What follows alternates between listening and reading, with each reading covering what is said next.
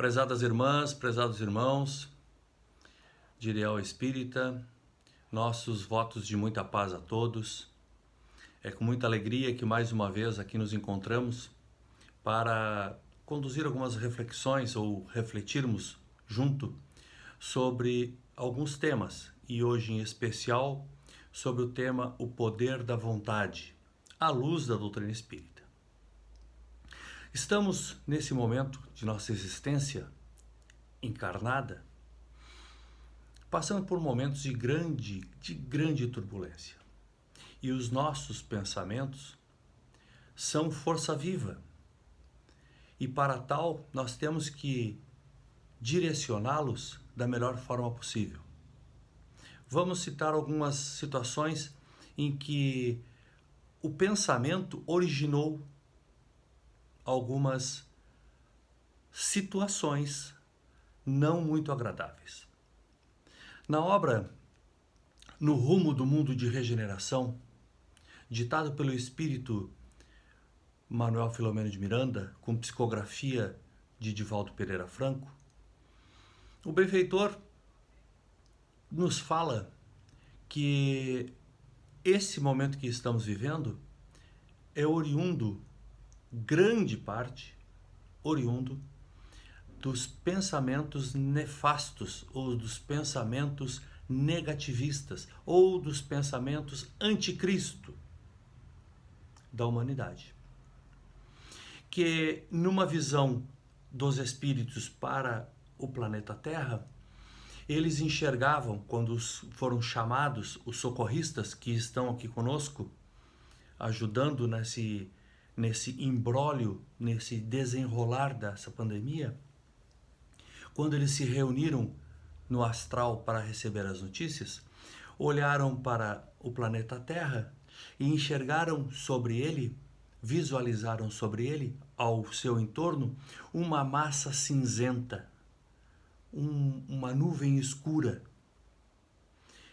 E o diagnóstico dito pelo benfeitor foi que aquele ambiente insalubre que estava sendo gerado era fruto dos pensamentos de grande parte da humanidade. Vejam bem o quanto é poderoso como a nossa força de pensamento é tão grande e nós desconhecemos. Quando nós descobrimos a doutrina espírita, começamos a ver então que as nossas atitudes as nossas atitudes mentais são reflexos, geram reflexos muito maiores do que as nossas atitudes físicas. Porque as nossas atitudes físicas, elas são vistas por todos, inclusive por nós. Nós nos olhamos no espelho e vemos que erramos e analisamos que estamos fora de um contexto, e esse contexto será, por assim dizer, julgado, por que não dizer, pela sociedade, que a sociedade muito mais hoje nos analisa ou nos julga pelo que nós temos e não pelo que nós somos. E então, quando nós nos tocamos disso, dizendo assim, nós freamos o nosso comportamento. Ou vamos nos adaptando à melhor forma possível para não agredir aqueles que estão à nossa volta e para que essas agressões não voltem para nós. Agora, quando nós, no nosso íntimo, estamos parados e pensando, emitindo dardos contra quem quer que seja, contra a atitude, julgando, porque nós espíritas, nós não julgamos, né? Em público, nós apenas analisamos. Mas quando estamos sozinhos, refletindo alguns acontecimentos, alguns comportamentos, nós julgamos. Sim, julgamos. E esse julgamento parte da ótica nossa, da forma que nós enxergamos a situação. Mas nós nunca nos colocamos no lugar da pessoa que está sendo julgada para ver qual seria a nossa atitude se nós estivéssemos passando pelo problema ou fazendo o que ela está fazendo. E aí nós começamos a emitir dardos. E esses dardos, essas confusões, essas animosidades, vão criando, como diz Manuel Filomeno de Miranda, na obra citada, vão criando esse ambiente insalubre. E iniciamos dentro do nosso lar. E se nós continuarmos com esses pensamentos nefastos, errados, vai se espargindo para o nosso bairro, para a nossa cidade, para o nosso estado, país e ganha o mundo. Pensamento é força viva. Pensamento movimenta engrenagens das relações humanas que nós nunca tínhamos tido a oportunidade de entender. E agora, com a doutrina espírita nos tirando as escamas da ignorância dos olhos, começamos a ver o quão importante é nos moldarmos. E para tal, nós pedimos licença para lermos duas citações. Uma extraída do Evangelho segundo o Espiritismo, do capítulo 19, que fala: a fé transporta montanhas, o poder da fé. O que é a fé, senão uma forma de pensar, de entender, de reconhecer a nossa pequenez e entender que acima dela, acima de nós, existe um ser supremo, uma força maior. E o nosso pensamento estando conectado com ele, nós vamos, sem dúvida alguma, lograr êxito. Nessa passagem extraída no Evangelho de Mateus, capítulo 17, e versículo 14 a 20, nós vamos encontrar Jesus falando sobre a força que cada um tem, porque os apóstolos chegaram até ele e perguntaram por que ele conseguia fazer as curas e os apóstolos não. Senhor, por que vós conseguiste lograr êxito, em outras palavras, tirar os demônios e nós não?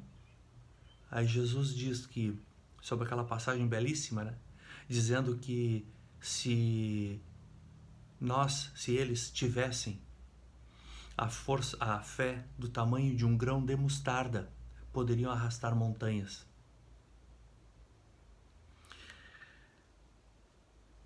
Sendo que essas montanhas, sabemos nós, se não é a montanha, né? Montanha de forma geológica criada. Não, são as nossas limitações, são as nossas carências, são os nossos problemas. Mas se nós tivéssemos força tamanha para que a nossa fé fosse robustecida, dizia Jesus, nós poderíamos fazer o que ele fazia também. E Kardec então nos explica acerca disso, falando assim: no sentido próprio, é certo que a confiança nas próprias forças torna capaz de executar coisas materiais que não se pode fazer quando se duvida de si.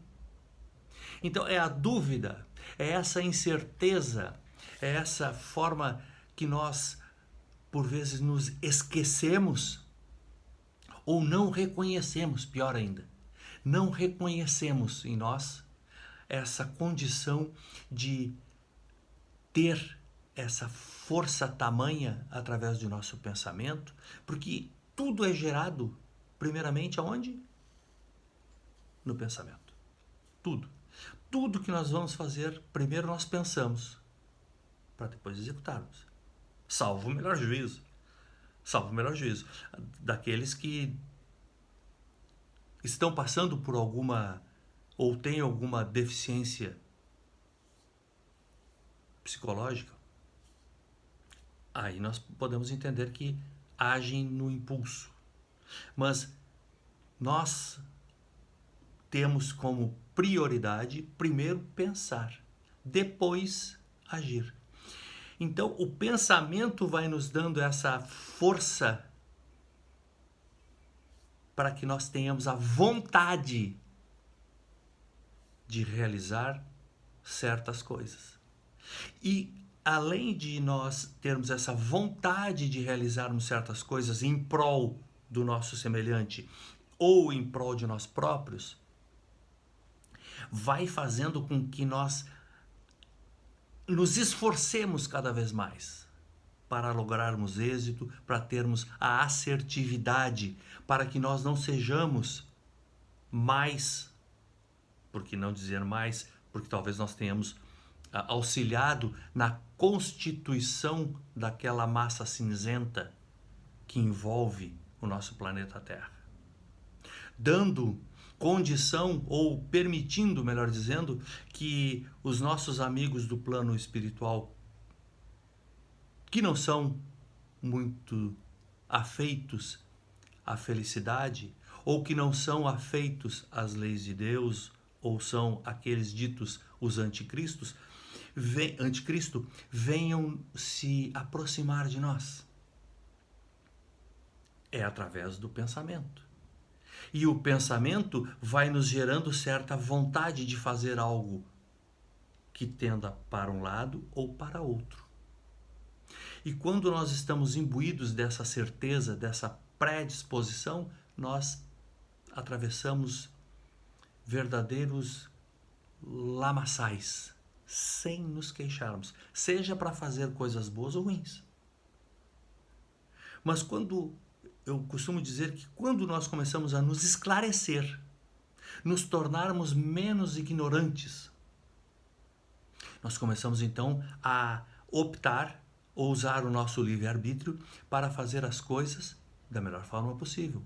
Ou fazer as coisas, as melhores coisas da forma possível são as coisas mais afeitas às leis de Deus. Porque o homem só se tornará feliz quando estiver a par e passo ou próximos da lei de Deus, dos ensinamentos que o Cristo nos trouxe. E a infelicidade, ela é gerada, ela nos é introspectada quando nós estamos afastados. Não sou eu que estou dizendo, são os imortais que dizem a Kardec quando ele pergunta acerca da felicidade e a infelicidade dos homens. A infelicidade, toda vez que o homem se sente infeliz, se ele fizer uma análise pura, nua e crua do seu comportamento, ele verá que ele está afastado das leis de Deus. Quando nós estamos felizes, não com bens materiais, não estou falando dessa felicidade temporal, dessa felicidade efêmera, que a materialidade nos traz. Os bens materiais, uma conquista, é ótimo, né? Quem não gosta de conquistar, lograr êxito em adquirir alguma coisa, ter um pouco de luxo, de conforto? Todos nós estamos vivendo no mundo material. Mas a valorização é que não pode ser maior do que aquela que nós devemos valorizar mais, que são as benesses espirituais e morais. Quando nós estamos afastados dessas que não são perecíveis, nós começamos a nos infelicitar, se é esse o termo. Aí a infelicidade começa a bater a nossa porta, porque nós começamos a pensar que estamos bem materialmente, começamos a ser observados e, por que não, julgados pela sociedade hipócrita, que, como disse, nos julga mais pelo que temos do que pelo que somos. E começamos então a nos preocupar com aquilo que não precisava. Antes nós não nos preocupávamos. Com medo que alguém venha nos furtar, com medo que alguém venha nos prejudicar, porque estamos tendo uma condição de destaque. Vejam como é uma coisa engraçada até. Por isso que no capítulo 16 do Evangelho segundo o Espiritismo, Não se pode servir a Deus e a Mamon, tem essa sinergia de Deus, a força suprema, sabedoria plena, a força primária de todas as coisas e tal, contra a Mamon, que é toda a materialidade. E Jesus nos diz que tu não pode ser totalmente espiritual e acreditar a Deus e dar conta e dar atendimento à Mamon, que é a materialidade. Tu não pode servir a dois deuses, tu não pode servir a dois senhores, melhor dizendo. E aí nos fala da verdadeira propriedade. Que tudo aquilo que nós adquirimos hoje é louvável. Sim. Se não fosse louvável, não fosse necessário, se não fosse permitido, Deus não permitiria que nós tivéssemos. Mas nós vamos então atribuir valores maior a qual? Nós vamos nos preocupar em manter e aumentar a nossa capacidade de, abrir aspas, propriedade das coisas materiais, ou aquilatar, buscar mais aprendizado e nos aprofundar cada vez mais nas verdades imorredoras do espírito imortal? É essa força que a vontade, o poder da vontade, como diz o título de nossas reflexões, que vai nos mover. Qual é a vontade que nós temos? É de servir a Deus ou servir a Mamon? E essa obra que nós falamos agora há pouco, No Rumo do Mundo de Regeneração, sobre esse tema do pensamento, eu gostaria de ler a frase que Manuel Filomeno de Miranda nos deixa como uma mensagem extremamente importante para sabermos o quão é forte as nossas vibrações mentais, que vão gerando as nossas vontades. Diz ele assim: quando os seres humanos compreenderem que o mundo é feito de ressonâncias, os seus pensamentos e condutas obedecerão a diferente critério seletivo.